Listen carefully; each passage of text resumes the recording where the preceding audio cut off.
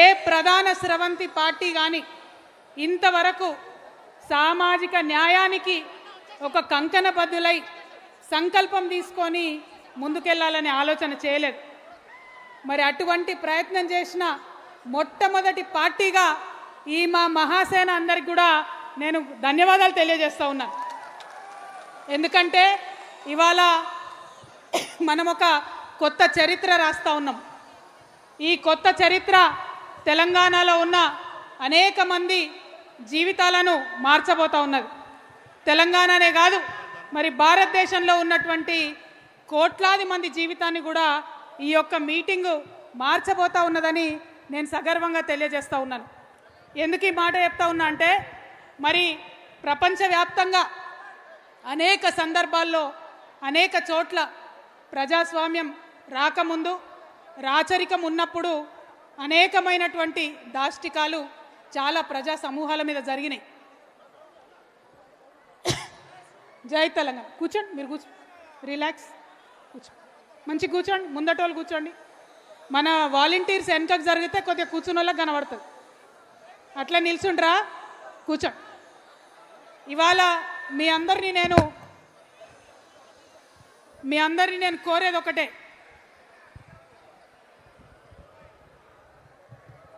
సరిగ్గా అడ్జస్ట్ చేయి. హైట్ ఇది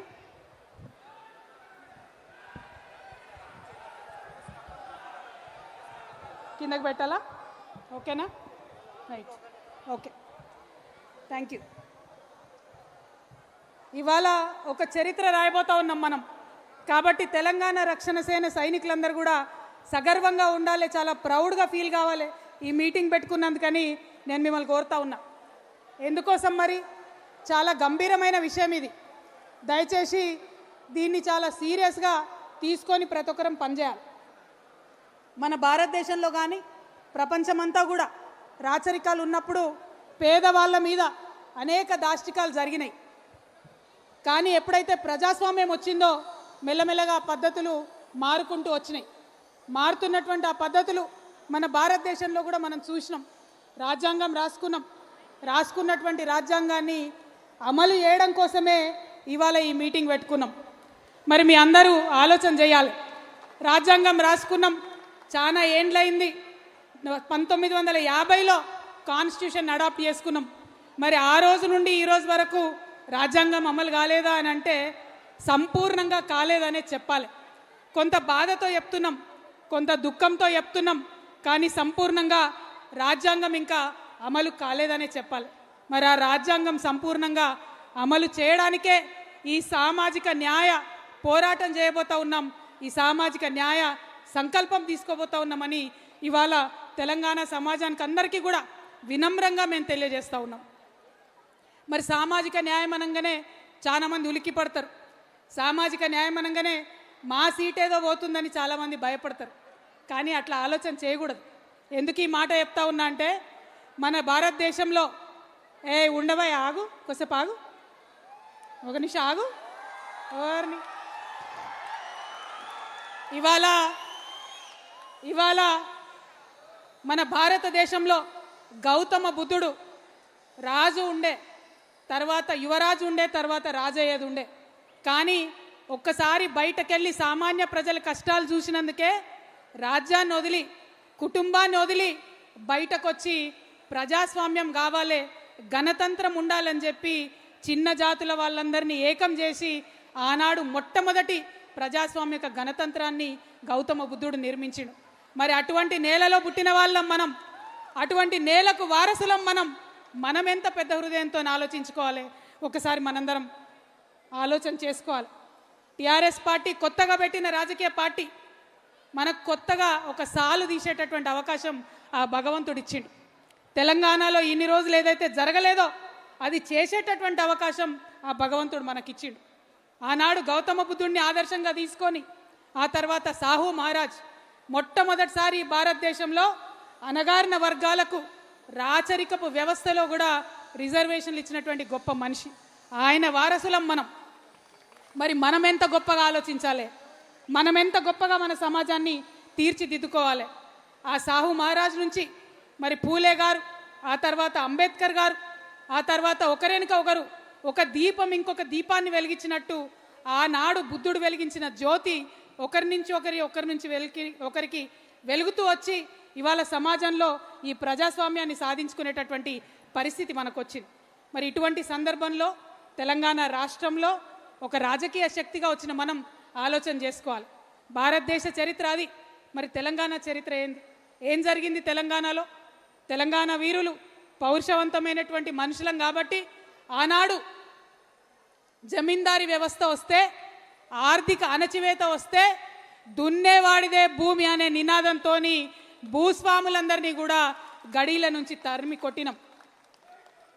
జరిగిందేంది? దాని పర్యవసానంగా ఆర్థికంగా ఉన్నటువంటి అసమానతలు తొలగించే ఒక అడుగు పడ్డది. కానీ సామాజికంగా, సాంఘికంగా రావాల్సిన విప్లవాలు, కులాలపై జరగాల్సినటువంటి పోరాటాలు, కుల వివక్ష మీద జరగాల్సిన పోరాటాలు జరగాల్సిన స్థాయిలో జరగలేదు. ఆ విషయం మనందరం ఒప్పుకోవాలి. అందుకే ఇవాళ తెలంగాణలో ఇంకా కూడా కుల వివక్ష కొనసాగుతుంది, ఇంకా కూడా సామాజిక అన్యాయం జరుగుతుంది. సామాజిక అన్యాయం తెలంగాణలో జరుగుతుంది కాబట్టే ఇవాళ సామాజిక న్యాయం తెలంగాణలో రావాలని దానికి సంకల్పం తీసుకోవడానికే ఇవాళ ఇంత పెద్ద సంఖ్యలో మనందరం కూడా ఇక్కడికి రావడం జరిగింది.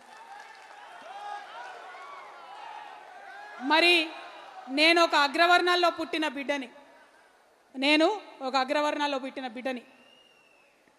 ఈ మీటింగ్ కాగానే చాలా మంది పల్లికి ఇచ్చుకుంటూ అడుగుతారు, ఈమెకేం సంబంధం సామాజిక న్యాయంతోనని. వారికి చెప్తున్నా, చెవులు తెలుసుకొని వినాలి. నేను ఒక అగ్రవర్ణాల్లో పుట్టిన బిడ్డని, గర్వంగా చెప్తా ఉన్నా. ఎందుకంటే నా పుట్టుక నా చేతిలో లేదు. ఎవరి పుట్టుక మీద వాళ్ళ గర్వం ఉండాల్సిందే. కానీ కానీ కానీ ఎట్లా జీవించాలో, ఎట్లా పనిచేయాలో, ఎవరి కోసం పనిచేయాలో, ఏ విధానంతో పనిచేయాలో అది నా చేతిలో ఉంది. అది నా చేతిలోనే ఉంది. అందుకే ఇవాళ తెలంగాణలో ఉన్న అన్ని అణగారిన వర్గాలతోని, అణచివేయబడ్డ కులాలతోని, ఇప్పటికీ కనీసం ఒక వార్డు మెంబర్ కానటువంటి కులాలతోని, గ్రామ పంచాయతీ ముఖం తెలవని కులాలతోని, అసెంబ్లీ ఎట్లుంటుందో అర్థం కానటువంటి కులాలతోని, వారితోని కలిసి పనిచేసి, వారితోని భుజం తట్టి ఉద్యమం చేసి వారికి సాధికారత తెచ్చేంత వరకు కూడా నా జీవితం అంకితం చేస్తున్నానని ఈ సందర్భంగా నేను తెలియజేస్తున్నా.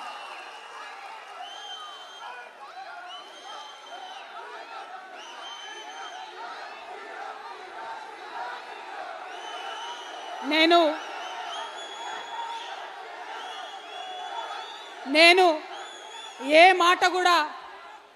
మాట కూడా ఉట్టిగా చెప్పను. నా ఆత్మ ఒప్పుకొంది, నా మనసు ఒప్పుకొంది, నేను ఏ పని కూడా చేయను. దానివల్ల ఎంత పెద్ద లాభం వచ్చినా నేను ఆ పని చేయను. అట్లా చేసేది ఉంటే నేను ఎక్కడుండేదన్నో మీకు తెలుసు. కానీ అవన్నీ వదులుకొని ఇవాళ ఒంటరిగా నేను బయలుదేరిన మీ అందరి సహకారంతో ఖచ్చితంగా ఈ తెలంగాణలో మంచి మార్పు తీసుకొని రాగలుగుతామనే కాన్ఫిడెన్స్తో ఇవాళ నేను మీ ముందుకు వచ్చి ఇవాళ ఒక్క మాట మనం ఆలోచన చేసుకోవాలి. చాలా మంది మా అగ్రవర్ణ మిత్రులకు నేను హృదయపూర్వకంగా చేతులు జోడించి వినమ్రంగా విజ్ఞప్తి చేస్తున్నా. ఏంటిది సామాజిక న్యాయం? ఏంది సామాజిక న్యాయం అంటే ఏంటిది? వెంటనే సామాజిక న్యాయం అనగానే అగ్రవర్ణాలకు వ్యతిరేకం అనుకుంటారు. కాదు. సామాజిక న్యాయం అంటే ఏంటిది? ఒక దగ్గర ఒక 100 రొట్టెలుంటే, ఆకలితో ఉన్నటువంటి 100 మనుషులుంటే, 100 రొట్టెలుండి ఆకలితోనున్న 100 మనుషులుంటే మానవత్వం ఏంటిది? మనిషి ఒక రొట్టె ఇయ్యాలి, అందరు ఆకలి తీర్చాలి. ధర్మం ఏంటిది? మనిషి ఒక రొట్టె ఇయ్యాలి, అందరు ఆకలి తీర్చాలి. న్యాయం ఏంటిది? మనిషి ఒక రొట్టె ఇయ్యాలి, అందరు ఆకలి తీర్చాలి. చట్టం ఏం చెప్తుంది? వనరులు సమానంగా పంచుకోవాలి, మనిషి ఒక రొట్టె ఇయ్యాలి, అందరు ఆకలి తీర్చాలి. కానీ ఏం జరుగుతోంది వాళ్ళ భారతదేశంలో? 100 రొట్టెలున్నాయి, ఆకలితో నుండే 100 మనుషులు ఉన్నారు. కానీ బలవంతులైనటువంటి 10 మంది మనుషులు 90 రొట్టెలు తింటున్నారు. ఇవాళ బలహీనమైనటువంటి 90 మంది మనుషులు 10 రొట్టెలు పంచుకొని తినే దుస్థితిలో ఉన్నారు ఈరోజు. ఇది న్యాయమా? ఇది ధర్మమా? ఒక్కసారి అగ్రవర్ణాల్లో ఉండేటటువంటి మా మిత్రులందరూ కూడా ఆలోచన చేయాలని వినమ్రంగా చేతులు జోడించి నేను కోరుతా ఉన్నాను. ఎందుకంటే చాలా సందర్భాల్లో న్యాయము, చట్టము, ధర్మము కలగలిసే అంశాలు రావు. కొన్ని సందర్భాల్లోనే చరిత్రలో అటువంటి అంశాలు వస్తాయి. సామాజిక న్యాయం అనేది అటువంటి అంశం. భారత రాజ్యాంగం చెప్తుంది సామాజిక న్యాయం కావాలని, న్యాయం చెప్తుంది సామాజిక న్యాయం కావాలని. ఇప్పటిదాకా మనం మాట్లాడుకున్న ధర్మం చెప్తుంది సామాజిక న్యాయం కావాలని. అందుకే మా అగ్రవర్ణాల్లో ఉండే మిత్రులకు నేను చెప్తా ఉన్నాను, ఆలోచన చేయండి. ఎందుకంటే ఈ భారతదేశంలో ఎప్పుడు పరివర్తన వచ్చినా ప్రజాస్వామ్యవాదులైనటువంటి అగ్రవర్ణ మిత్రులు కలిసి వచ్చి ముందు ఉండి ఆ పరివర్తన తీసుకొచ్చినారు. మనం గౌతమ బుద్ధుడి కన్నా గొప్ప వాళ్ళం కాదు కదా. ఆ గౌతమ బుద్ధుడు ఒక క్షత్రియ పుత్రుడే అయినా రాజ్యం ఇడిచి వచ్చి ప్రజాస్వామ్యం కోసం కొట్లాడిండు. ఆయన స్ఫూర్తిగా ఇవాళ అగ్రవర్ణాలు కలిసి వచ్చి తెలంగాణలో సామాజిక న్యాయం కోసం కొట్లాడాలి. ఆయన తర్వాత వచ్చిన సాహు మహారాజ్ మరాఠా శూద్ర అగ్రవర్ణ కులానికి సంబంధించిన వాడే, కానీ రిజర్వేషన్లు ఇచ్చిండు. రాజు అయ్యుండి రిజర్వేషన్లు ఇచ్చిండు. ఆ స్ఫూర్తితో ఇవాళ అగ్రవర్ణ మిత్రులందరూ కూడా తెలంగాణలో సామాజిక న్యాయం కావాలని ముందు వరుసలో ఉండి కొట్లాడాలి. ఆ తర్వాత మండల్ కమిషన్ రిపోర్ట్ వస్తే కాంగ్రెస్ పార్టీ 20 ఏండ్లు బీర్వాలేసి భద్రంగా తాళమేస్తే మరొక క్షత్రియ పుత్రుడు విశ్వనాథ్ ప్రతాప్ సింగ్ వచ్చి విప్లవాత్మకంగా ఆ మండల్ కమిషన్ రిపోర్ట్ని అమలు చేసిండు.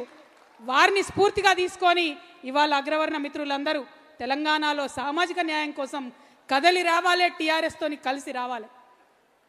అదేవిధంగా పక్కనే ఉన్న తమిళనాడులో తన రాజకీయ చతురతను ప్రదర్శించి బీసీలకు ఉండే రిజర్వేషన్ని శాశ్వతంగా వారిని కాపాడడం కోసం 9th షెడ్యూల్లో పెట్టించినటువంటి విప్లవ వనిత జయలలిత, ఆమె అగ్రవర్ణ బ్రాహ్మణ స్త్రీ, ఆమెను ఆదర్శంగా తీసుకొని ఇవాళ అగ్రవర్ణ మహిళలందరూ కూడా కదలి రావాలే, ఈ ఉద్యమంలో కలిసి రావాలే, తెలంగాణలో సామాజిక న్యాయం సాధించి తీరాలి.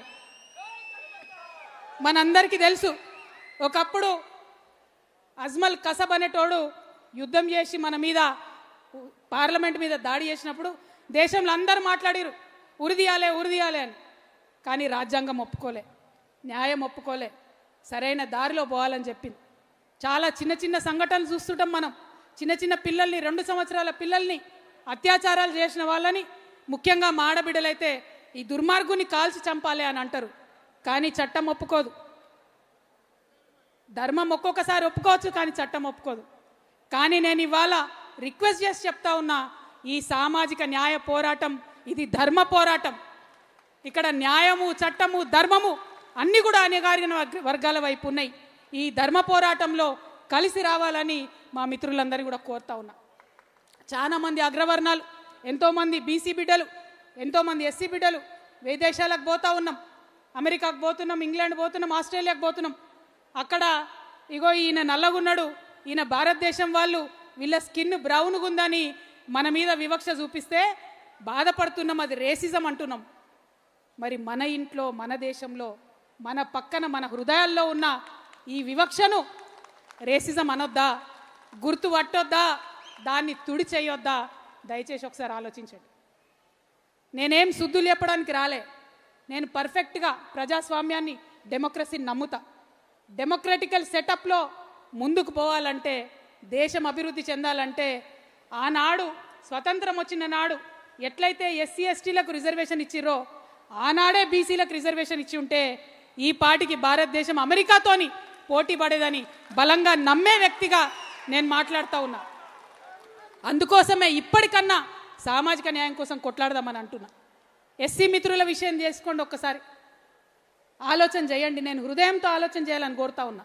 ముఖ్యంగా ఇక్కడ కండువా కప్పుకొని ఉన్న మా టీఆర్ఎస్ మిత్రులందరూ మీరు మళ్ళా గ్రామాలకు పోయి ఈ చర్చ పెట్టాలి కాబట్టి మనసు పెట్టి వినాలని చెప్పి మిమ్మల్ని వినమ్రంగా కోరుతా ఉన్నా.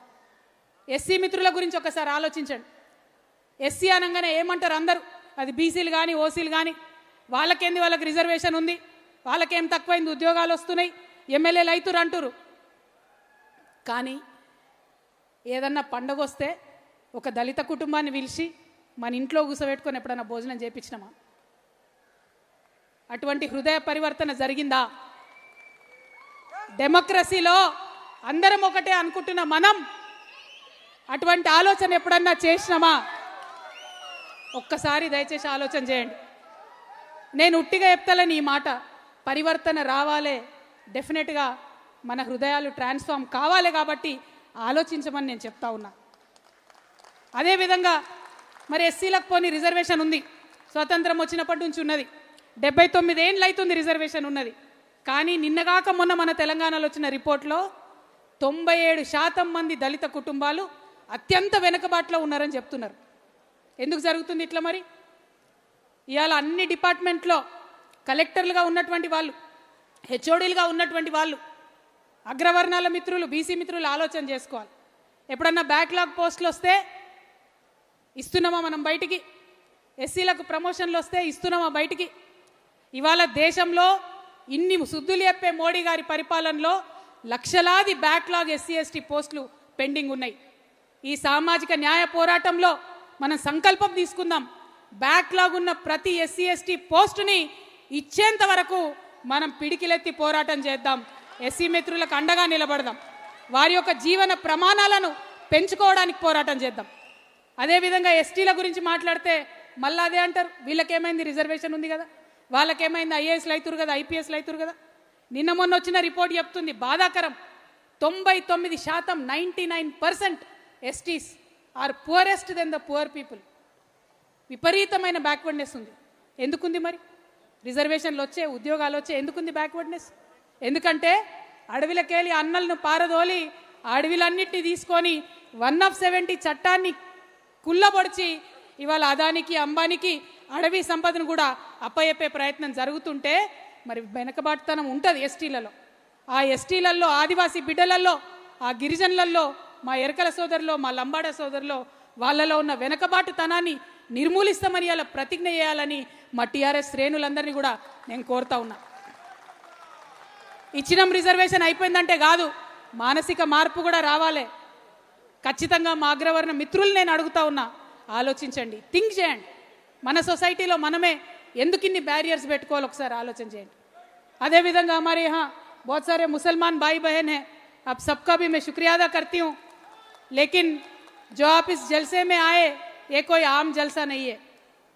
ऐसा जलसा है जो हमारे ज़िंदगियों में तब्दीली लाने वाली ये जलसा है.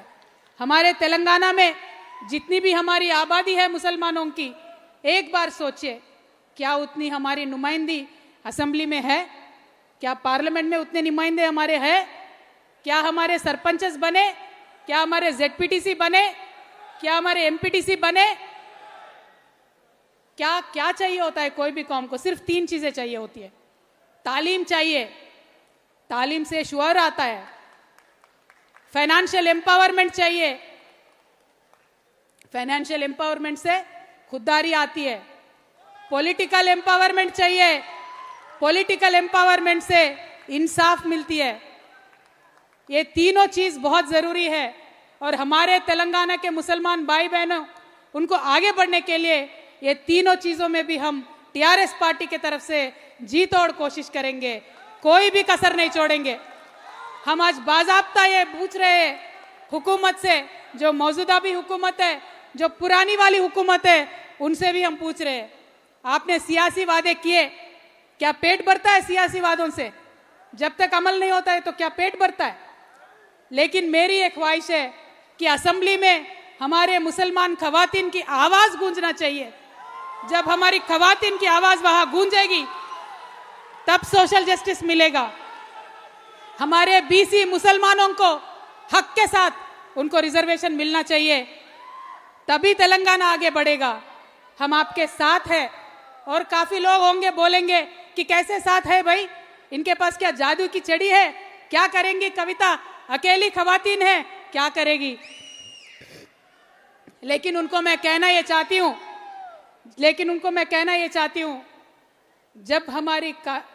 जब हमारी काफिला अज़्मो यकीन के साथ निकलेगी, जब हमारी काफिला अज़्मो यकीन के साथ निकलेगी, जरूर रास्ता वहीं से निकलेगा जहां हम चाहेंगे. हिम्मत होनी चाहिए, दम होना चाहिए. वो दोनों भी आपके बहन कविता के पास है और मुसलमानों को आपके हक दिलाने का हम पूरा पूरा कोशिश करेंगे। हम बस आपको दावत देते हैं, टीआरएस के साथ जुड़िए, काम करिए, आगे बढ़िए, తెలంగాణ को आगे बढ़ाएंगे। మన ముస్లిం సోదరులతో పాటు మన క్రిస్టియన్ సోదరులకు కూడా పొలిటికల్ రిప్రజెంటేషన్ కావాల్సిందే, న్యాయం జరగాల్సిందే, వారి కోసం పోరాటం చేస్తాం। మన సిక్కు సోదరులు ఉన్నారు, వారి కోసం కూడా పోరాటం చేస్తాం। మరి అందరికన్నా పెద్ద సంఖ్య, రాష్ట్రంలో సగం సంఖ్య ఉన్న మన బీసీ సోదరులు ఉన్నారు। బాగా భూములు ఉన్నాయి బీసీల దగ్గర, కాపుదాన పోలంతా బీసీలనే ఉన్నారని మాట్లాడతారు। కానీ నిన్నగాక మొన్న వచ్చిన రిపోర్ట్లో 171 మంది బీసీలు ఎస్సీల కన్నా దారుణమైనటువంటి పరిస్థితిలో జీవిస్తున్నారని చెప్పడం జరిగింది। మరి ఆ పేద బీసీల సంగతి ఏంది? డబ్బులున్న వాళ్ళు ఎక్కడన్నా బాగానే ఉంటారు, డబ్బులున్న అగ్రవర్ణాలు బాగానే ఉంటారు, డబ్బులున్న బీసీలు బాగానే ఉంటారు, డబ్బులున్న ఎస్సీలు బాగానే ఉంటారు, డబ్బులున్న ఎస్టీలు బాగానే ఉంటారు। కానీ పేద బీసీల సంగతి ఏంది? వాళ్ళకి న్యాయం జరగొద్దా? వాళ్ళ కోసం పోరాటం చేయొద్దా అని నేను అడుగుతా ఉన్నా। ఇలా కాంగ్రెస్ పార్టీ 42% అని చెప్పింది బీసీలకు, ఏ లెక్కన చెప్పినామంటే జవాబు లేదు। ఎందుకంటే బీసీలు ఉన్నది 46%, బీసీ ముస్లింలు ఉన్నది 10%, మొత్తం కలిపి 56% రిజర్వేషన్ ఇవ్వాలి। కానీ 42% బిల్లు పెట్టిండ్రు, అవి తీసుకుపోయి రాష్ట్రపతి దగ్గర ఇరకబెట్టిండ్రు, అవి బయటికి రావు। కానీ రేవంత్ రెడ్డి, కిషన్ రెడ్డి ఇద్దరు ప్రేమ లెక్కలు రాసుకుంటుంటారు, గల్లీ మే కుస్తీ, ఢిల్లీ మే దోస్తీ। మరి దోస్తీ బీసీ బిల్లు తేవడానికి ఎందుకు వాడుకుంటలేరు రేవంత్ రెడ్డి గారు? అడుగుదామా?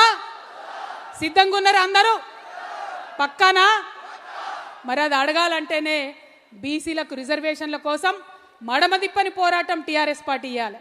నేను ఇవాళ ఒక ప్రతిపాదన చెప్తా ఉన్నా, సామాజిక న్యాయం జరగాలంటే ఒక రాష్ట్రంలో ఎక్కువ, ఒక రాష్ట్రంలో తక్కువ, దేశం మొత్తంలో 50% బీసీలు ఉన్నాం, 42 కాదు 50% రిజర్వేషన్లు అడుగుదాం, ఇక్కడి నుంచి ఢిల్లీ దాకా కొట్లాడదాం। ఇవాళ ప్రారంభమైనటువంటి సామాజిక న్యాయ సంకల్ప సభ ఇవాళనే ఆగదు, రానున్న 5 నెలలు సావిత్రిబాయి పూలే గారి జన్మదినం వరకు ప్రతి ఊరికి పోదాం, ప్రతి మండలానికి పోదాం, ప్రతి జిల్లాకు పోదాం, అక్కడ కూడా సామాజిక న్యాయ సంకల్ప సభలు పెట్టుకుందాం, అందరినీ ఒకటి చేద్దాం।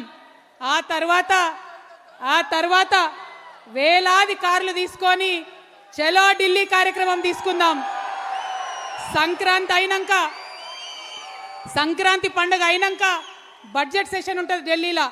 ఇవాళ ఇక్కడి నుంచి హెచ్చరిక చేస్తా ఉన్నాం బీజేపీకి, కాంగ్రెస్కి, మీరు వచ్చే బడ్జెట్ సెషన్ లోపల బీసీ బిల్లు మర్యాదగా పాస్ చేసి పంపండి, లేకపోతే తెలంగాణ టీఆర్ఎస్ సైన్యం అంతా ఢిల్లీకి బయలుదేరుతుంది। మా రోజు వీరన్న గారి స్ఫూర్తితోని గుత్పలు అందుకొని ఢిల్లీకి బయలుదేరదాం, సైన్యం అంతా ఆడికి పోదాం, ఢిల్లీకి పోయి యుద్ధం చేద్దాం। నిన్న మొన్న ఉద్యమాలు జరిగినాయి, చిన్న పిల్లలు చేసిరు, మీరందరూ అనుకుంటే ఎంతసేపు ఢిల్లీ జామ్ చేయొచ్చు కదా, చేద్దామా? పక్కానా? సంక్రాంతి అయినాక సిద్ధంగా ఉంటారా? అంత లోపల గ్రామానికి వెళ్ళండి, మన సైనికుల్ని సిద్ధం చేసుకోండి, వేలాదిగా ఢిల్లీకి పోవడానికి రెడీగాండి। మళ్ళా వచ్చే సంవత్సరం మళ్ళా ఆగస్టు 6 రోజు జయశంకర్ సార్ పుట్టినరోజు నాడు మళ్ళీ కలుద్దాం, ఆనాడు మళ్ళీ సమీక్షించుకుందాం, మనము సామాజిక న్యాయ పోరాటం ఏదైతే తీసుకున్నామో ఆ సంకల్పంలో ఎన్ని అడుగులు ముందట పడ్డాయి ఆలోచన చేసుకుందాం, ఇంకా చేయాల్సిందేముంది సమీక్ష చేసుకుందాం। దేశవ్యాప్తంగా సామాజిక న్యాయం కోసం ఉద్యమాలు చేసేటటువంటి అన్ని పార్టీలతోని కలిసి పనిచేద్దాం, అన్ని వ్యక్తుల్ని, అందరి శక్తుల్ని కలుపుకుందాం, ఊరూరా ఉద్యమ జెండా ఎగరేద్దాం, సామాజిక న్యాయ తెలంగాణను సాధించి తీరుదాం। సామాజిక న్యాయ తెలంగాణ సాధిస్తేనే తెచ్చుకున్న తెలంగాణకు అర్థం ఉంటుంది। ప్రొఫెసర్ జయశంకర్ గారు నాకు పదే చెప్పేవాళ్ళు, తెలంగాణ రావాలి, తెలంగాణలో సామాజిక న్యాయం జరగాలి। కానీ ఆనాడున్న పరిస్థితుల్లో అనేక మంది ఆంధ్ర నాయకులతో కొట్లాడాల్సిన సందర్భంలో రెండు కలిసి ఒకటేసారి ఉద్యమాలు చేసే పరిస్థితి లేకుండే, జమిలీ ఉద్యమాలు చేసే పరిస్థితి లేకుండే।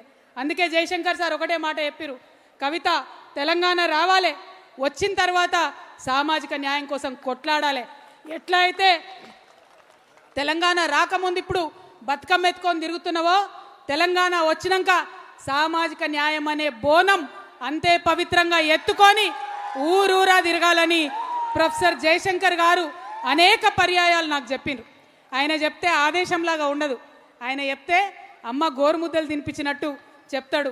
అట్లా చెప్పిండు కాబట్టే ఆ సార్ అంటే నాకు అంత ప్రేమ. అందుకే నేను ఇవాళ మీ అందరినీ రిక్వెస్ట్ చేస్తూ ఉన్నా, ఆ సార్ విగ్రహాన్ని ట్యాంక్ బండ్ మీద నిలబెట్టుకోవాలి. మన సంస్థ జాగృతి నుండి ఇప్పటికే 4 జిల్లాలలో పెట్టినాం, ఇంకా అన్ని జిల్లాలలో కూడా జయశంకర్ సార్ విగ్రహం పెడతాం.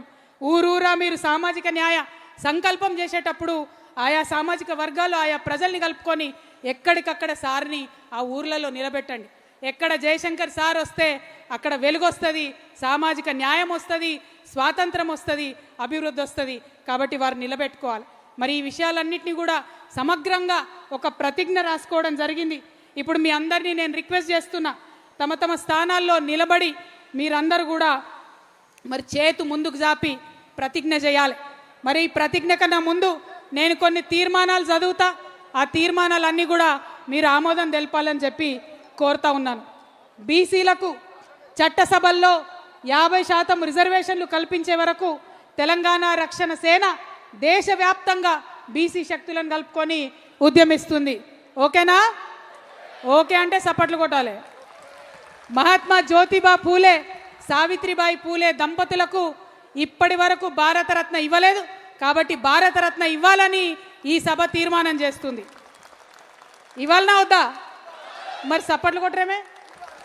అదేవిధంగా ప్రొఫెసర్ జయశంకర్ సార్ విగ్రహాన్ని ట్యాంక్ బండ్పై ఏర్పాటు చేయాలి, ఆయనకు పద్మభూషణ్ ఇవ్వాలని కోరుతూ తెలంగాణ ప్రభుత్వం కేంద్రానికి లేఖ రాయాలని డిమాండ్ చేస్తూ ఉన్నాం. రాజ్యాంగబద్ధంగా ఎస్సీలకు దక్కాల్సిన నిధుల్లో ₹1 కూడా పక్కదారి పట్టకుండా చర్యలు చేపట్టాలి. ప్రతి రూపాయి ఎస్సీల అభ్యున్నతి కోసమే ఖర్చు చేయాలని ఈ సభ తీర్మానం చేస్తూ ఉన్నది. కేంద్ర రాష్ట్ర ప్రభుత్వాల్లో ఖాళీగా ఉన్న ఎస్సీ ఎస్టీ బ్యాక్లాగ్ ఉద్యోగాలన్నీ భర్తీ చేసేందుకు ప్రత్యేక నోటిఫికేషన్ ఇవ్వాలని ఈ సభ తీర్మానం చేస్తుంది. ఏమైంది? అలసిపోయారా?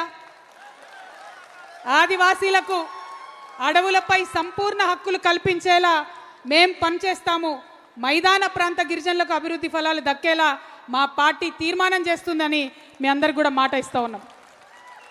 డీలిమిటేషన్తో సంబంధం లేకుండా చట్టసభల్లో మహిళలకు 33% రిజర్వేషన్లు కల్పిస్తూ పార్లమెంట్ ఉభయ సభల్లో బిల్లు పెట్టి ఆమోదం తెలపాలని ఈ సభ తీర్మానం చేస్తుంది. ముస్లింలకు ఆర్థిక స్వావలంబన, రాజకీయ ప్రాతినిధ్యంతో పాటు వక్ఫ్ భూముల రక్షణ చట్టం తేవాలని తీర్మానం చేస్తూ ఉన్నాం. క్రిస్టియన్లకు ఆర్థిక స్వావలంబన, రాజకీయ సమప్రాతినిధ్యం కోసం ఈ సభ తీర్మానం చేస్తున్నది. సిక్కు సోదరుల అభివృద్ధి కోసం, ఆర్థిక స్వావలంబన కోసం ప్రత్యేక కార్పొరేషన్ ఏర్పాటు చేయాలని ఈ సభ తీర్మానం చేస్తున్నది.